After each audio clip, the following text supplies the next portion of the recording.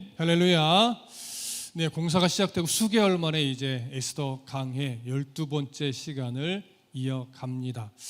앞의 내용을 많이 좀 잊어버리셨을 것 같아요. 그래도 에스더 내용의 기본적인 스토리는 알고 계시기 때문에 어느 정도는 괜찮으실 것 같기도 합니다. 우선 앞의 내용만 잠깐 정리를 해보자면, 하나님께서는 와스디가 폐위된 이후 하나님의 섭리 가운데 드디어 에스더가 페르시아의 왕후가 되었습니다. 왕후가 되고 시간이 얼마 정도 흘러서 성경은 이유는 밝히지 않았지만 페르시아의 제2인제로 아말렉 사람이었던 하만이 2인자가 되었습니다. 자, 하만이 2인자가 돼서 나름 승승장구하고 있을 때 왕은 하만을 더욱 높였습니다.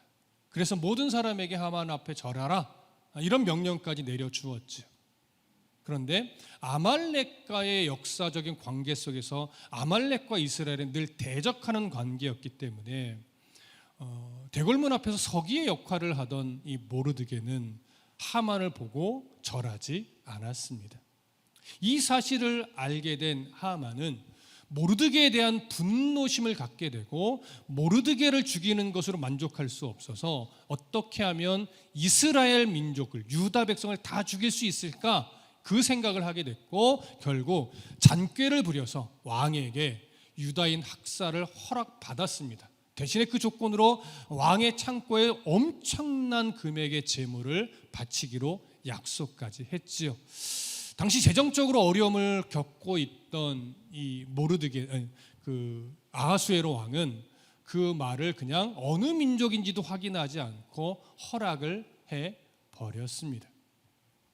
자, 이 일로 인해서 모르드게는 하나님 앞에서 슬픔을 표현했고, 유다 백성들 모두가 슬픔을 표현했습니다. 그러면서 에스더에게 말하죠. 네가 담대하게 왕에게 나아가 민족을 구하라. 하나님이 이때를 위하여 너를 왕으로 세웠을 수 있다. 고민하던 에스더는 하나님 앞에 금식을 하게 됐고, 금식하는 중 하나님이 주신 마음의 확신을 얻어서 죽으면 죽으리다 라고 하는 그 믿음의 분명한 각오를 가지고 왕 앞에 나아갔죠. 우리가 잘 알고 있다시피 왕의 부름 없이 왕 앞에 나아간다는 것은 자칫 죽을 수도 있는 참으로 위험한 행동이었습니다. 그럼에도 불구하고 그는 함부로 부름 없이 나아가면 안 되는 왕의 안뜰까지 들어갔습니다. 그때 하나님의 섭리 가운데 왕의 눈에는 다시금 이 에스더의 모습이 너무나 아름답게 여겨졌고, 에스더가 무엇인가 바라는 게 있나 보다 라고 생각을 하고, 무엇을 원하느냐, 내가 나라의 절반이라도 다 주겠다 라고 하면서 자신의 마음 상태를 알려줬어요. 그때 에스더는 하나님 주신 그 지혜 가운데서 섣불리 말하지 않고 왕의 마음을 더 즐겁게 한 후에 말하고자 잔치를 배설했죠. 그때 그 잔치에 초청을 하면서 하만도 함께 오십시오 라고 하면서 지금 기회를 만들려고 하고 있었습니다. 그래서 왕과 하만은 에스더가 베푼 잔치에 참여해서 즐거운 시간을 가졌고, 왕은 다시 한 번 더 필요한 것을 말하라, 내가 나라의 절반이라도 다 주겠다, 또 한 번 동일한 마음으로 이야기를 할 때 에스더는 말합니다. 내가 한 번만 더 잔치를 배설할 테니 그때 와서 기쁨으로 참여해 주십시오. 제가 그때 말씀드리겠습니다 라고 하면서 한 번 더 잔치를 하겠다라고 이야기를 했고, 그때 하만도 한 번 더 잔치에 초대를 합니다. 두 번이나 왕후의 잔치에 초대받은 하만은 완전히 들떠서 이제 정말 기쁘게 나옵니다. 그리고 집으로 돌아가는 중 그의 눈에 누가 보여요? 모르드게가, 예를 갖추지 않는 모르드게가 보입니다. 그래서 분노하며 집으로 가서 아내와 친구들을 불러 왕후가 나를 이렇게 인정한다라고 아주 자랑스럽게 이야기한 후에 모르드게가 근데 그 기분을 다 망쳐놨다 이러면서 자기의 감정을 토로하죠.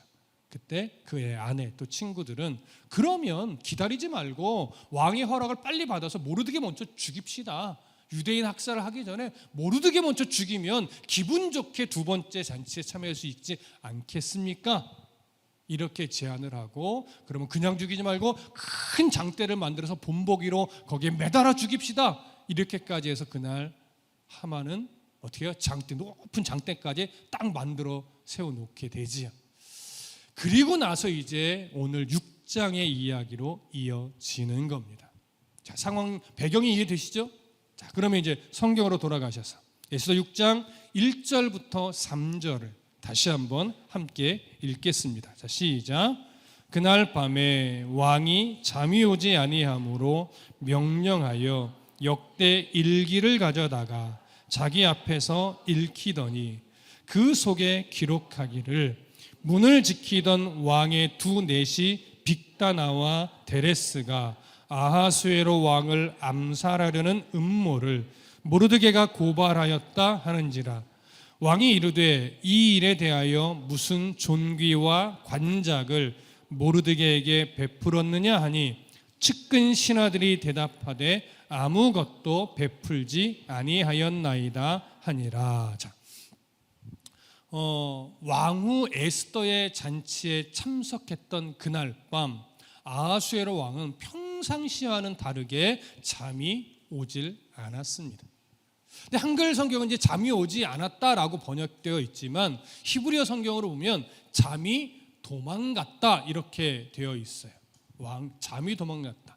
자, 왜 왕의 잠이 도망갔을까요? 성경은 그 이유를 언급하고 있지는 않습니다. 그런데 70인역 성경에는요, 어떤 표현이 삽입되어 있냐면 그러나 주님께서, 이런 표현이 삽입되어 있어요. 이건 물론 의역이기는 하지만 70인역에서 이 부분을 일부러 첨가시킨 거예요. 그 문장의 뜻을 더 정확하게 하기 위해서. 그래서 이 부분을 넣어서 다시 번역을 해보면 그러나 하나님이 왕이 잠이 들지 않도록 잠을 쫓아내셨다, 이렇게 번역이 가능합니다. 그러니까 왜 여기는 어떤 의미가 담겨 있는 거냐면 성경은 지금 보이지 않는 하나님의 그 일하심의 흔적을 이렇게 나타내고 있는 거예요. 하만은 유대인 학살의 날이 아직 꽤 남았음에도 불구하고 먼저 모르드게를 죽여야 분이 좀 풀리겠다 이렇게 여기고, 그날보다 더 앞서서 지금 모르드게를 죽이려고 작정을 했지요. 그래서 하나님이 아주 긴급하게 모르드게를 살리며 유대의 민족을 살리고자 하는 그 일들을 지금 신속하게 이루기 위해서 일하시는 거예요. 새롭게 이야기를 지금 바꿔가며 이야기 흐름을 지금 바꾸시려고 하나님이 일하시기 시작을 한 겁니다. 그렇게 잠이 도망간 아하수에로 왕은 신하들에게 역대일기를 가져오라 라고 명령을 합니다. 자, 여기에 언급된 역대일기, 이것이 무엇이냐면 왕실에서 일어나는 일들을 매일매일 기록해 놓는 책입니다. 그래서 고대 왕들은요, 밤에 잠이 오지 않으면, 늘 그러는 건 아니지만 종종 선왕들로부터 내려오는 왕들의 업적이나 그 일들을 이렇게 읽거나 신하들을 통해 듣는 것을 했다라고 합니다. 구약 성경에도 이런 유형의 책이 바로 역대기죠. 역대상, 역대하가 이런 종류의 책입니다. 그래서 역대일기는요, 결국 왕실과 나라에서 일어나는 일들을 매일매일 기록해서 모아놓는 책이기 때문에 그 수량이 어마어마하게 많습니다. 그러니 누군가가 책임지고 관리하지 않으면 이게 관리가 안 돼요. 그래서 역대일기를 관리하는 사람이 따로 있었고, 또한 왕이 야, 이런 사건이 언제 있었던 것 같은데 찾아와 라고 하면 어떻게 돼요? 그 신하는 빨리 가서 그 부분을 빨리 찾아와야 돼요. 그러니까 이건 단순하게 책 보관 관리 이런 차원을 더 넘어서서요, 몇 년도에 어떤 일들이 있었는지에 대해서도 빠삭하게 아는 사람이 해야 돼요. 그래야 어떤 사건이 있었는데 그것 좀 찾아와봐 하면 바로 찾아오죠. 이거 빨리 못 찾아오면 어떻게 돼요? 아주 위태로워지는 상황이 생기는 거죠. 그래서 역대일기를 관리한다는 것은 정말 나라의 여러 일들에 대해서 아주 빠삭하게 하는 그런 인물이어야만 하는 겁니다. 근데 이날 사실은 이 신하들이 찾아온 역대일기는요, 대략 5년 전쯤에 역대일기를 찾아왔어요. 근데 이것이 왕이 5년 전에 있었던 일들을 좀 찾아와봐 이렇게 명령을 한 건지, 아니면 그냥 역대일기 좀 갖고 와봐 했을 때 신하들이 우연히 5년 전 거를 찾아온 건지 정확하게 알 수는 없습니다.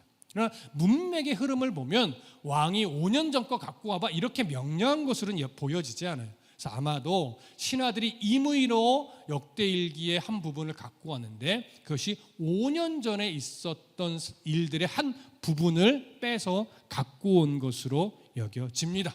어찌됐든 그렇게 5년 전의 역대일기를 가지고 와서 이제 왕에게 읽어드리기 시작을 합니다.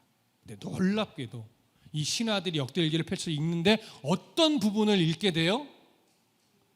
모르드게가 왕의 암살을 밝혀서 왕의 생명을 구하는 이런 내용이 읽혀지게 되죠. 근데 여기서 우리가 한 가지 좀 정리할 필요가 있어요. 우리는 문득 이렇게 생각합니다. 신하들이 딱 역대일기를 한 권 딱 갖고 왔어요. 뭐 한 권인지 몇 권인지 모르겠지만 갖고 왔어요. 그래서 왕 앞에서 읽으려고 쫙 펼쳤더니 기가 막히게 그 첫 번째 내용이 뭐예요? 모르드게가 왕의 암살 계획을 밝혀서 왕의 생명을 구한 그 사건이 딱 펼쳐졌을 것처럼 선입견을 가져요. 물론 그럴 수도 있어요. 하지만 이 문맥의 흐름을 보면요, 사실은 그렇지는 않은 것으로 여겨져요. 왜냐하면 6장 1절에 중간 이후에 보면 역대일기를 가져다가 자기 앞에서 읽히더니 이렇게 되어 있잖아요. 읽히더니로 번역된 히브리어의 동사의 문법이 뭐냐면요, 수동태 분사예요. 그 수동태 분사가 뭔 상관인가 이렇게 생각할 수 있는데 이 분사라고 하는 히브리어 문법은요, 계속해서 읽게 했다라고 하는, 계속해서. 그래서 여기에는 어떤 의미가 가미되어 있냐면 잠시 한 30분 이 정도 읽은 것이 아니라 장시간 읽게 했다라는 의미가 가미되어 있어요. 그러니까 지금 왕이 모르드게 사건에 대해서 지금 들은 것은 읽자마자 모르드게 이렇게 들은 것이 아니라 장시간 읽던 중에 모르드게 이야기를 듣게 된 것으로 보는 것이 훨씬 더 자연스럽습니다. 무슨 말씀인지 이해되시죠? 그러니까 지금 왕은요, 잠이 안 와요. 그래서 신하들에게 역대일기를 읽게 하면서 자신은 그 이야기를 듣다가 잠이 들기를 원했던 거예요. 근데 아무리 듣고 1시간이 지나고 2시간이 지나고 3시간이 지나도 잠이 오질 않는 거죠.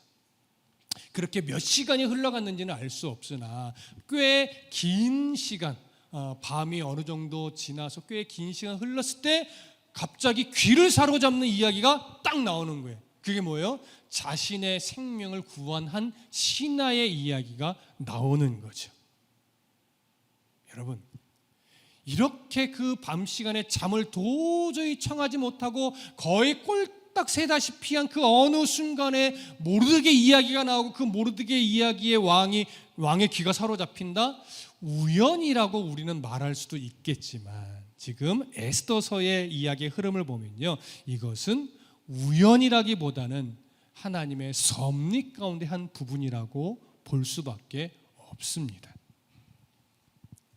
자, 이렇게 5년 전 자신의 생명을 구한 한 신하의 이야기를 듣게 되니까 모르드게 이건 나라에 너무나 중요한 이야기라서 귀담아 들었어요.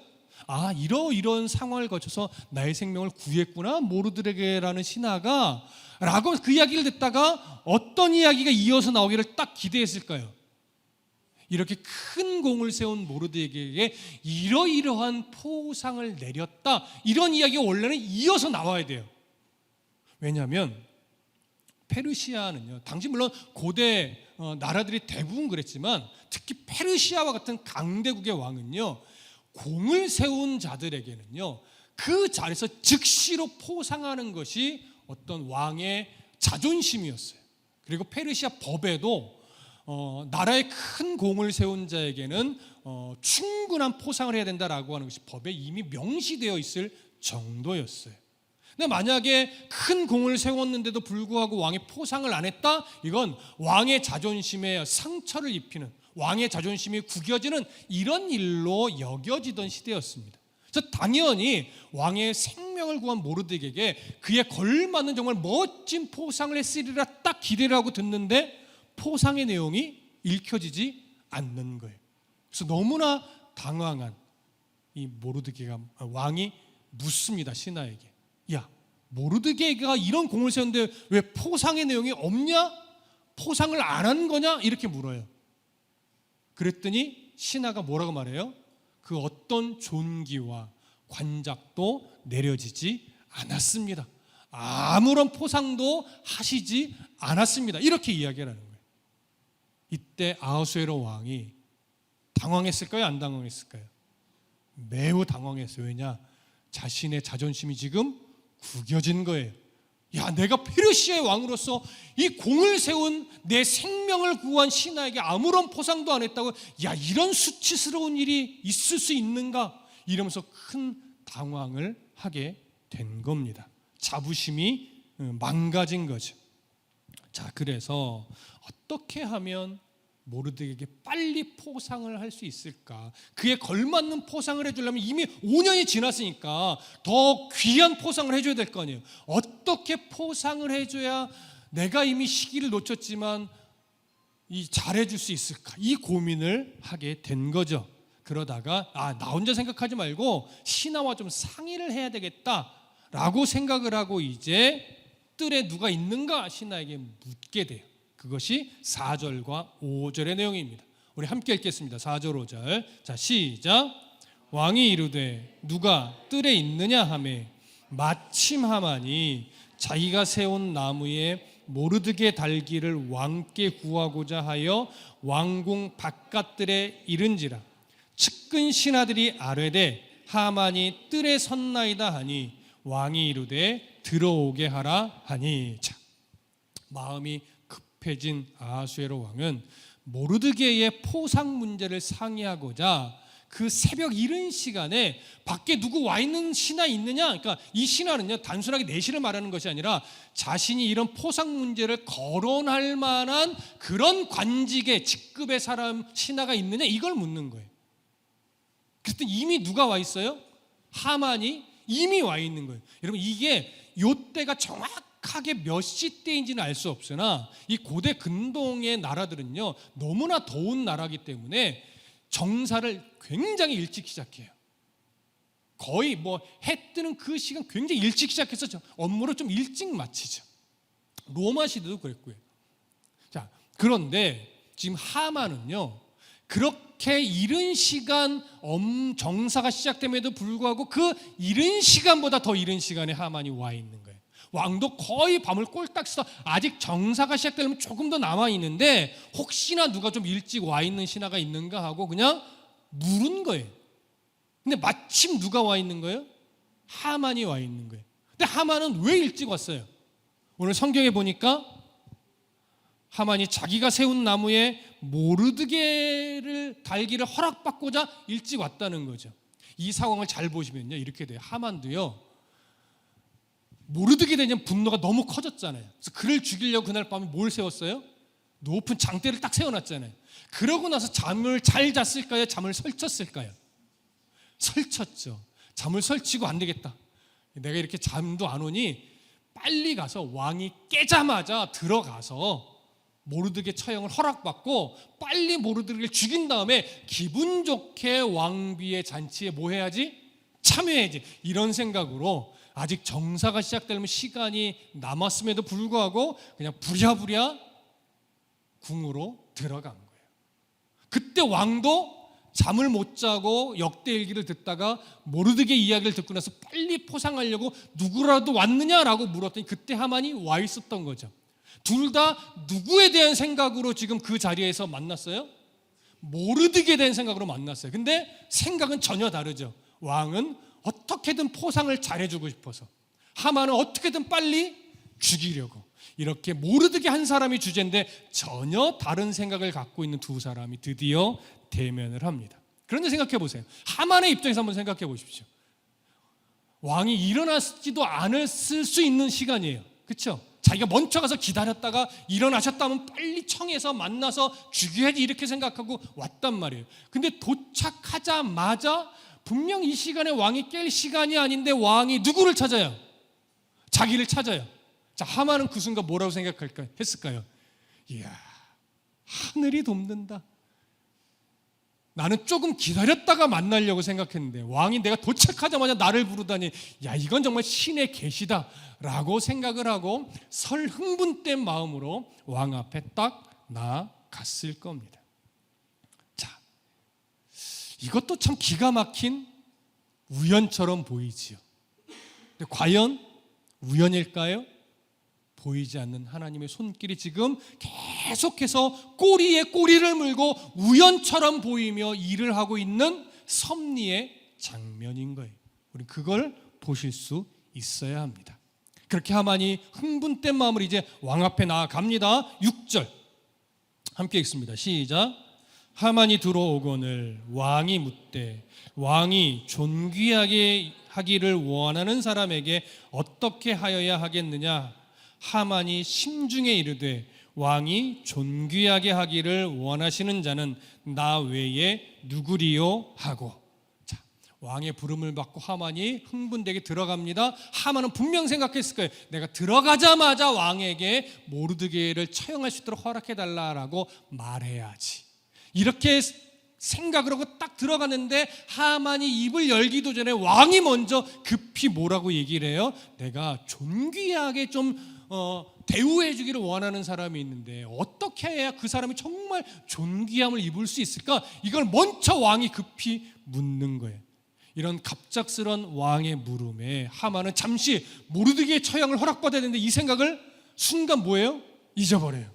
그 잊어버리고 마음속에 무슨 착각의 생각을 해요?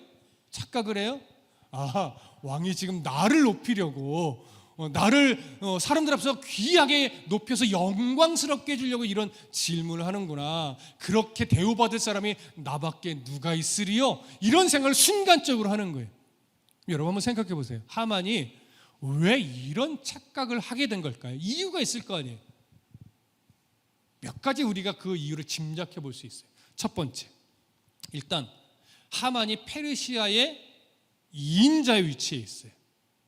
두 번째, 신하들이 수없이 많지만 그 중에 왕후의 잔치에 초대를 받은, 그것도 두 번이나 연속해서 초대를 받은 사람은 누구밖에 없어요? 실제로 하만밖에 없어요. 거기다가 유다민족 말살에 대한 허락을 받아냈고 그걸 받으면서 왕의 금고에 어마어마한 천문학적인 재물을 바치겠다고 약속을 이미 했으니 왕이 자기에 대해서 정말 현재 기분이 너무 좋은 상태일 거라고 혼자 생각하고 있었던 거죠. 이게 큰 이유예요. 근데 여기에 하나 더 볼 수 있어요.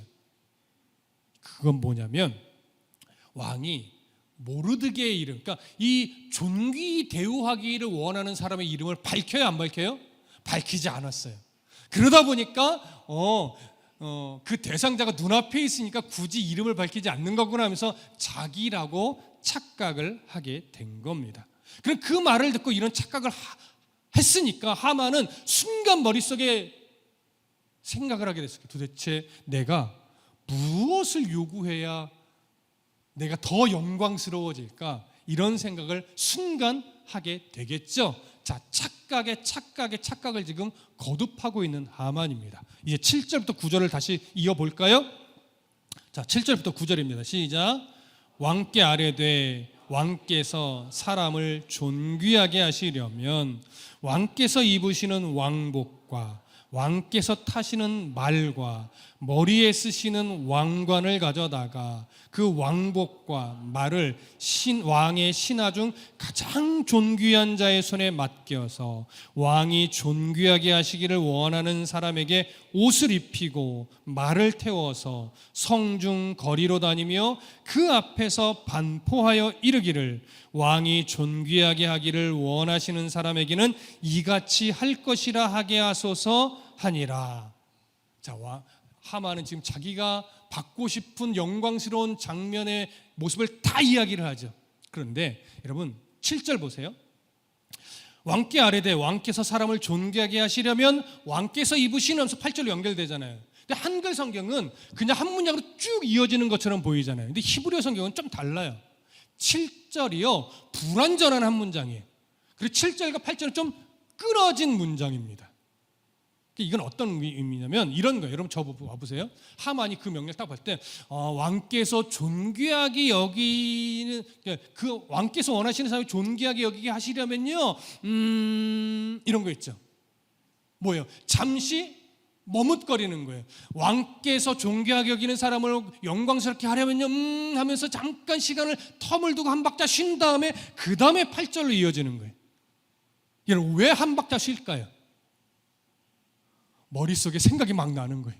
뭐라고 말해야 내가 막 높임을 받을까? 내가 뭘 요구해야 될까를, 이게 시간 간격이 좀 짧잖아요. 그러니까 머릿속에서 막 그런 생각이 나는데 정리가 안 돼 있어. 근데 내가 하고 싶은 걸 말하고는 싶은 거니까 말은 이어가야 되겠고, 머릿속에 생각이 계속 맴돌고, 그러니까 왕이 존귀하게 하기를 원하는 사람에게 더 높여지려면요, 막 이러면서 하다가 드디어 나름 순간 정리를 하고 말하기 시작하는데 그것이 이제 몇 가지가 되는 거예요.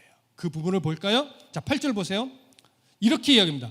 왕께서 입으시는 왕복과 왕께서 타시는 말과 머리에 쓰시는 왕관을 가져다가 그 사람에게 뭐 해달라는 거예요? 입혀달라는 거죠. 자, 이 부분만 먼저 정리해 볼게요. 첫 번째, 왕께서 입으시는 왕복을 가져다가 입혀주라는 얘기거든요.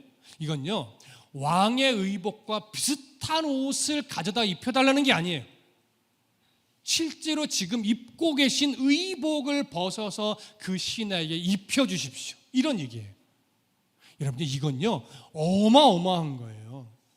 왕의 의복과 비슷한 옷이 아니라 실제 왕이 입고 있는 의복을 신하게 입힌다는 것은요, 그 사람에 대한 완전한 신뢰와 믿음을 백성들에게 보여주는 행위가 되기 때문에 어마어마한 겁니다. 그리고 두 번째, 왕께서 타시는 말을 데려다가 태워달라는 거죠. 이것 또한 현재 왕이 타시는 말을 말하는 거예요. 그래서 세 번째는 뭘 가져다 달래요? 머리에 쓰시는 왕관을 가져다 달래요. 여러분 여기서 이게 사실 좀 문제가 돼요. 신하가 왕이 쓰는 왕관을 가져가 자기 머리에 씌워달라는 요구가 말이 될까요? 이거는 말이 안 되는 거예요. 여러분, 왕관을 신하에게 씌워준다는 건 뭐냐면요, 왕 다음에 그 다음 계승자가 이 사람이야 라는 것을 인정하는 것과 똑같은 거예요. 그리고 아직 왕이 죽지도 않았어요. 그런데 왕이 쓰는 왕관을 가져다가 머리에 씌워달라는 거예요. 이거 잘못하면요, 왕위를 노리는 사람이 되는 거예요. 그런 요구를 했을까? 그리고 왕은 그 사람의 머리에 왕관을 씌워줬을까? 학자들은 대부분 다 동의를 안 합니다. 그리고 또 왜 그러냐면요, 다음 이어지는 9절부터 보세요. 왕관이라는 말이 안 나와요. 다른 건 다 나오는데. 그렇죠? 그래서 이건 어떻게 보셔야 되냐면, 왕의 머리에 쓰는 왕관을 요구한 것이 아니고요, 왕의 말을 요구하면서 이 말이 정말 왕이 타시는 말이라는 것을 백성들에게 드러낼 수 있는 왕의 말 머리를 장식하는 왕관을 가져다가 이 말을 장식해 주십시오, 이런 의미가 돼요. 실제로 페르시아의 어떤 벽화나 벽 조각들을 보면요, 왕이 타는 말 머리에는 왕관 모양의 장식이 씌워져 있는 것을 알 수가 있어요. 볼 수가 있어요. 지금도 그건 드러나 있어요. 그래서 지금 여기서 요구한 왕관은 왕의 머리에 쓰는 그런 왕관이 아니고, 왕이 타는 말의 머리에, 이 말은 왕이 타는 말이라는 것을 드러내기 위해서 장식하는 그런 장식용 왕관을 의미하는 것으로 여겨집니다. 자, 이해되셨죠? 자, 그렇게 왕복과 왕에 타는 말을 요구한 다음에 이제 9절 보면, 그 왕복과 말을 왕의 신하 중 가장 존귀한 자의 손에 맡겨서 왕이 존귀하게 하시기를 원하는 사람에게 옷을 입히고 말을 태워서 성중 거리로 다니며 그 앞에서 반포하여 이르기를 왕이 존귀하게 하기를 원하는 사람에게는 이같이 할 것이라 하게 하소서 아니라. 이건 무슨 의미인지 충분히 이해되시죠?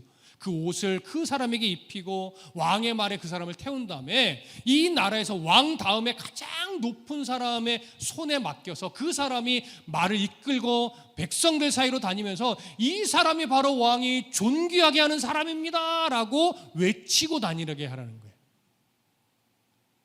이런 대우를 받은 성경 인물이 한 사람 있죠. 누구일까요? 성경에 기록된 이런 모습으로 기록된 사람이 하나 나와요. 애굽에서 요셉이 국무총리가 되었을 때 애굽의 왕 바로가 자기의 인장반지까지 끼워서 말을 태워서 애굽 시내를 돌아다니며 요셉을 높였던 장면이 있습니다. 이와 비슷한 맥락의 모습인 거예요. 자, 이해되시죠? 자, 드디어 이제 하만은 잔뜩 귀를 열고 기다립니다. 뭘 기다릴까요?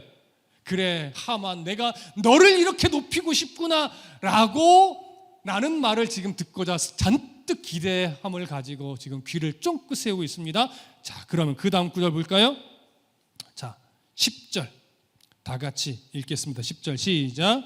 이에 왕이 하만에게 이르되 너는 네 말대로 속히 왕복과 말을 가져다가 대궐문에 앉은 유다 사람 모르드게에게 행하되 무릇 네가 말한 것에서 조금도 빠짐이 없게 하라. 자, 이때 하만의 마음이 어땠을까요? 엄청난 충격을 받았겠지. 내가 지금 죽이려고, 이 모르드게를 죽이려고 들어왔는데 왕은 모르드게를 이 세상에서 가장 존귀한 자처럼 높이라고 하니, 그것도 하만 자신에게 그 일을 신하처럼 수행하라고 하니, 하만은 이 자존심의 문제가 아니라 정말 충격의 충격으로 정신이 나갈 지경이었을 겁니다. 자, 여기서 우리가 하나 좀 놀라운 장면이 나오죠. 왕은 모르드게가 유다인이라는 것도 알고 있어요. 유다인 말살을 허락했던 왕이 유다인인 모르드게를 높이래요. 이게 말이 될까요? 말이 안 되는 것처럼 보이죠. 그러나 사실 왕은, 아하수에로 왕은 하만이 요구했던 이 한 민족을 죽이도록 허락해달라는 이 요구를 들을 때 그것이 유다 민족이라는 것을 알았어요? 몰랐어요? 몰랐어요. 그냥 한 민족 정도 죽이는 거 이 아하수에로 왕은 좀 우습게 생각을 했어요. 대신에 어마어마한 돈이 들어오니까 그래, 한 민족 정도 네 마음대로 해, 이런 성향의 사람이었단 말이에요. 하만은요 정말 머리를 잘 썼던 거예요. 굳이 민족을 이기하지 않고 돈과 한 민족을 바꾸는데 성공해낸 거죠. 정말 멋진 지혜를 발휘했다라고 생각했지만 지금에 와서 보니 하만이 민족의 이름을 밝히지 않고 허락을 받은 것이 오히려 전화위복이 된 거죠. 그러니까 아하수에로 왕은 그 민족을 몰랐기 때문에 기꺼이 모르드게를 높이라고 말했던 거죠. 하만의 그 멋스러웠던 지혜가 사실 하나님 앞에서 얼마나 어리석은 가짜 지혜였는지, 헛된 지혜였는지 우리는 여기서 알 수가 있는 겁니다. 그래서 왕은 유다인인 모르드게를 이렇게 존귀하게 높여라, 네가 말한 그대로 하나도 빠짐없이 다 시행하라, 이렇게 명령을 내렸던 거죠. 하만은 아무 소리도 못합니다. 그리고 그 명령대로 수행을 하죠. 11절 다 같이 보겠습니다. 자, 11절 시작. 하만이 왕복과 말을 가져다가 모르드게에게 옷을 입히고 말을 태워 성중 거리로 다니며 그 앞에서 반포하되 왕이 존귀하게 하기를 원하시는 사람에게는 이같이 할 것이라 하니라. 왕의 명령대로 그대로 행했습니다. 하만은 즐겁게 하지 못했을까요? 어쩔 수 없이 하고 다니면서 이 사람이 바로 왕이 존귀하게 높이기를 원하는 사람입니다라고 외쳤지만 속에서는 부글부글 끓어올랐겠지. 하지만 명령대로 수행을 했고 모르드게는 얼떨떨했을 거면 이게 도대체 무슨 상황인가? 방금까지도 날 죽이려고 했던 사람이 지금 나를 왕의 말에 태워서 이렇게 나를 높이다니, 정말 이해할 수 없는 상황을 이었을 겁니다. 그러나 물론 나중에는 알았겠지요. 자, 다시 성경으로 돌아가서 마지막 부분 12절부터 14절까지 함께 읽겠습니다. 시작. 모르드게는 다시 대궐문으로 돌아오고 하만은 번뇌하여 머리를 싸고 급히 집으로 돌아가서 자기가 당한 모든 일을 그의 아내 세레스와 모든 친구에게 말하며 그중 지혜로운 자와 그의 아내 세레스가 이르되 모르드게가 과연 유다 사람의 후손이면 당신이 그 앞에서 굴욕을 당하기 시작하였으니 능히 그를 이기지 못하고 분명히 그 앞에서 엎드러지리이다. 아직 말이 그치지 아니하여 왕의 내시들이 이르러 하만을 데리고 에스더가 베푼 잔치에 빨리 나아가니라. 자, 온종일 속으로는 분노함을 끌어오르는데도 불구하고 그걸 꾹 참고 모르드게를 높인 다음 모르드게는 다시 자기 일상으로 돌아갔고 하만은 머리를 쥐어 뜯으며 분한 마음을 안고 집으로 돌아갔습니다. 그리고 다시 아내와 친구들을 모아서 이 상황을 이야기하면서 막 이 분을 삭히지 못하고 막 쏟아냈을 거예요. 근데 이상한 상황이 하나 벌어져요. 그 친구들 중에 일부, 성경은 지혜로운 사람이라고 표현을 하고 있는데 이게 누군지는 잘 모르겠습니다. 일단 그 친구들 중에 일부 사람이요, 입을 열어서 뭐라고 말하냐면 그 모르드게가 정말 유다인의 후손이라면, 그리고 그가 지금 존귀함을 받았다면 결국 하만 당신은 모르드게를 이기지 못하고 그의 앞에 뭐 할 겁니다? 엎드러질 겁니다. 여기에 사실은 모르드게로 인해 당신이 죽을 수도 있습니다, 이런 의미까지도 내포되어 있을 거예요. 근데 이 상황이 좀 이상한 거예요. 이들은요, 지금 하만이 페르시아 2인자라는 걸 알아요. 그리고 이 앞전의 상황을 보면 그저 하만의 귀에 듣기 좋은 말만 해댄단 말이에요. 자신의 생각이 그렇든 안 그렇든 무슨 말을 해야 하만이 즐거워할 줄 알고 그런 말들만 해대던 자예요. 근데 그런 하만이 또 다혈질이고 아주 감정 기복이 심해서 잘못 말하면 자신들도 해를 당할지도 모르는 상황인데 입을 열어서 하만 당신은 어쩌면 모르드게에게 질 것이고 모르드게에게 죽임을 당할지도 모릅니다, 이런 말을 마치 예언의 수준으로 지금 하고 있단 말이에요. 감히. 여러분, 이 상황을 어떻게 이해해야 될까요? 어떤 학자들은 아마 이 사람은 아말렉과 이스라엘에 대해서 예언됐던 그 예언을 아는 자일 것이다. 결국 아말렉이 이스라엘에게 질 것이라는 그 예언이 있었잖아요. 뭐 그런 말도 하고, 어쩌면 이들 중에 어떤 사람은 하나님을 그래도 인정하는 사람이 있었을 것이다, 이런 말들도 하고 다양한 견해들이 밝혀지지만, 제시되지만 사실 그 어느 견해 하나 정말 그렇다라고 인정하기는 좀, 인정할 만한 견해들은 거의 없습니다. 저도 그 견해들을 다 봤지만 사실 동의가 되지 않아요. 그래서 그런 견해들을 우리가 따라가기보다는 하나님의, 성경에 드러난 하나님의 섭리를 보면요, 때로는 악한 자들의 입을 열어서 하나님의 뜻을 선포하는 경우도 있었죠. 대표적인 예가 누구예요? 거짓 선지자 발람이 이스라엘을 저주하지 못하고 오히려 이스라엘 축복하게 만드는, 그 입을 붙잡고 이스라엘 축복하게 만드는 일도 있었죠. 하나님은 동물의 입을 열어서도 자신의 뜻을 드러내기도 했습니다. 발람이 타던 나귀의 입까지도 하나님은 여신 적이 있지요. 이런 것을 볼 때 하나님은 지금 이 하만의 친구들의 입을 통해 자신의 뜻을 전하게 한 하나님의 보이지 않는 섭리로 일어난 일이 아닌가, 우리는 그 정도 이해하는 것이 가장 좋을 것 같습니다. 이해되시죠? 자, 그렇게 해서 이 하만에게 이 친구들이 정말로 예언과 같은 직언을 딱 할 때 하만은 그 말을 들을 때 마음이 어땠을까요? 정말 화가 막 치밀어 올랐을 거예요. 그래서 그런 말을 한 친구들과 막 싸우고도 싶었을 겁니다. 근데 입도 떼기 전에 누가 딱 와요? 왕의 신하, 내시들이 와요.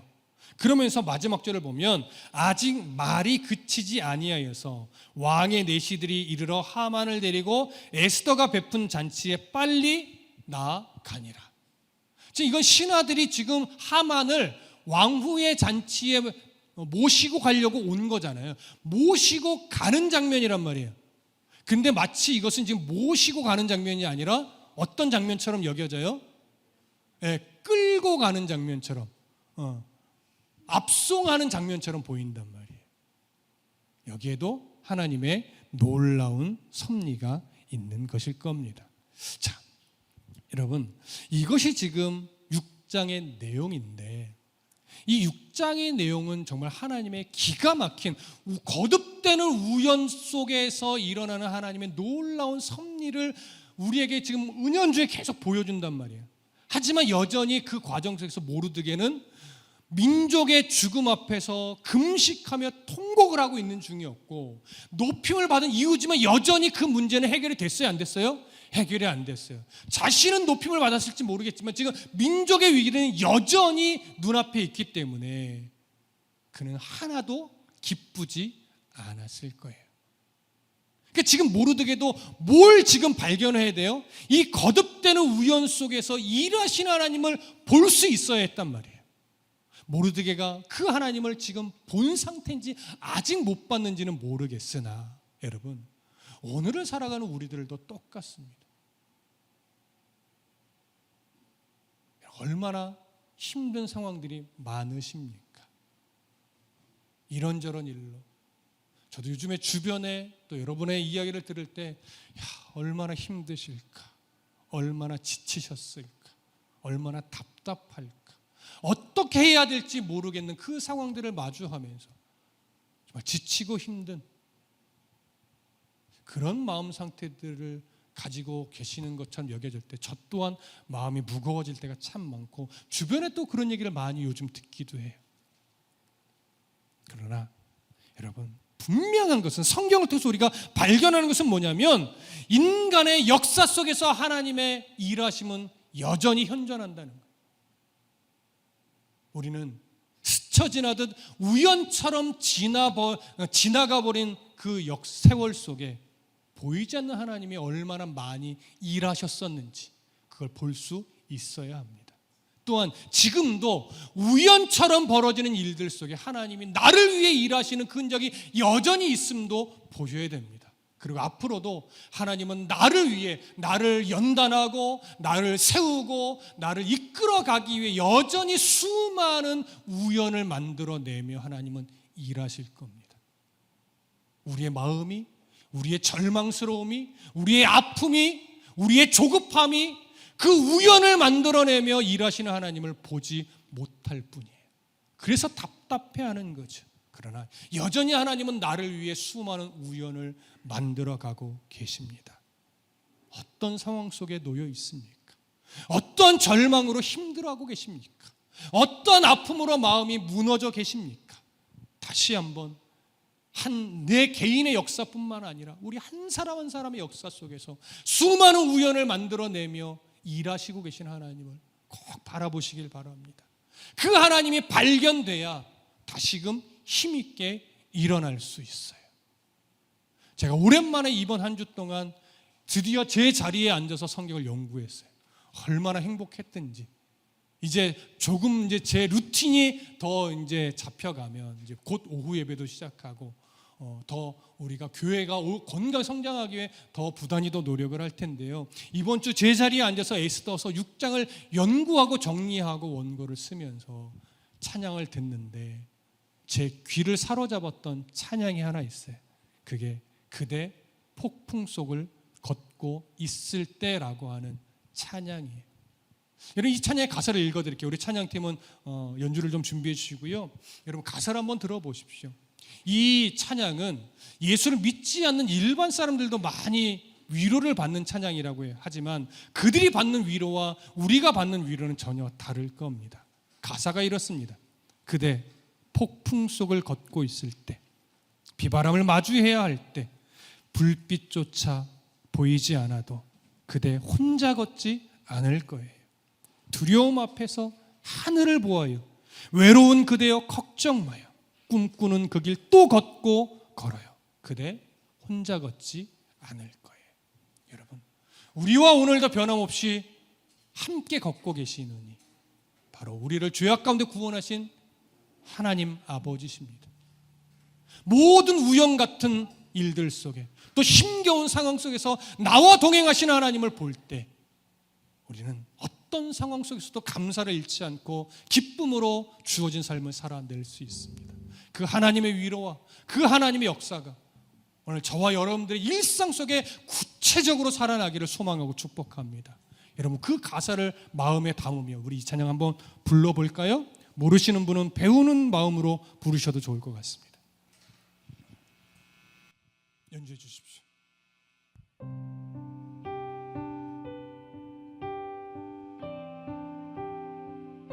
하나님의 위로와 여러분들을 향한 각자를 향한 하나님의 음성으로 들으실 수 있기를 소망합니다. 그대 폭풍 속을 걷고 있을 때 비바람을 마주해야 할 때 불빛조차 보이지 않아도 그대 혼자 걷지 않을 거예요. 한 번 더. 그대 폭풍 속을 걷고 있을 때 그대 폭풍 속을 걷고 있을 때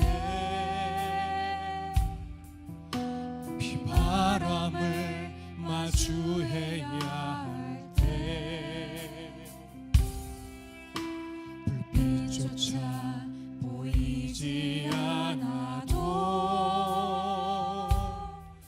그대 혼자 걷지 않을 거예요. 하나님의 음성으로 들읍시다. 두려움 앞에서 하늘을 보아요. 외로운 그대여 걱정 마요. 꿈꾸는 그 길을 또 걷고 걸어요. 그대 혼자 걷지 않을 거예요. 이제 아시겠죠? 어렵지 않아요. 우리 처음부터 한 번 더 함께 고백합시다. 폭풍 속을 걷고 있을 때 비바람을 마주해야 할 때 어떤 절망의 상황에 놓여 있다 할지라도 불빛조차 보이지 않아도 그대 혼자 걷지 않을 겁니다. 그대 혼자 걷지 않을 거예요. 주님을 바라봅시다. 두려움 앞에서 하늘을 보아요. 외로운 그대여 걱정 마요. 우리 주님이 함께합니다. 푸른 그 길을 주님과 함께 또 걷고 걸어요. 그대 혼자 걷지 않을 더 믿음으로 선포합시다.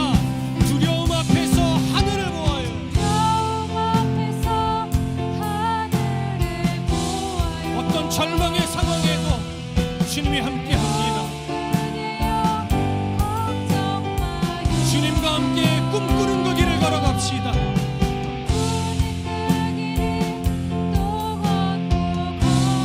아멘. 주님이 혼자 걷지 않도록 함께하십니다.